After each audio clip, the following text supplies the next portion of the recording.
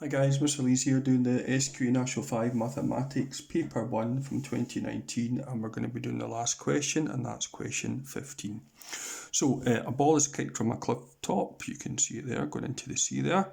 The height, h meters of the ball relative to the cliff top after so many seconds, t amount of seconds, is given by the height is 12 times t, take 5 times t squared. Calculate the height of the ball above the cliff top after 2 seconds. So we have to replace t with 2 and work out the height. So it's 12 times t, so 12 times 2, take away 5 times 2 squared. 12 2s are 24, 2 squared is 4, 5 4s are 20. So the height is 24 take 20, which is 4. So the height is 4 meters above the cliff top. Okay, obviously something like at that point there. Okay, next bit. The graph below represents the height h meters of the ball relative to the cliff top after t seconds. So you can see it's the same kind of trajectory of the ball. The sea is 17 meters below the cliff top. After how many seconds will the ball hit the sea?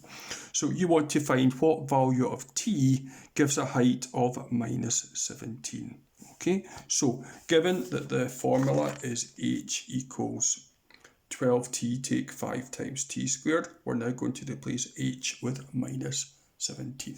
Okay, so there we have it. So minus 17 is 12t take 5 times t squared. Move the 5t squared over to become positive 5t squared. Move the 12t over to become take 12t, and then minus 17 goes to the end. So we have to factorise this. Now, this is not actually as difficult as you might imagine, because 5t squared can only be achieved by doing 5t times t. 17 again being a prime number, so it's 17 and 1 or 1 and 17. There's not that many combinations will get you this. Okay, the one that works is 5t take 17 times t plus 1. Okay, we can just check it. 5t times t, 5t squared plus 5t, take 17t, yeah, that gives you minus 12t, and minus 17 times plus 1 gives you the minus 17.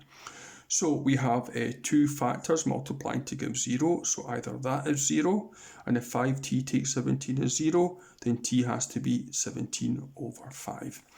If t plus 1 is 0, then t has to be minus 1. Now we're talking about the time, so t starts off at 0 within the context of this question, so t cannot be minus 1, it's not a valid answer.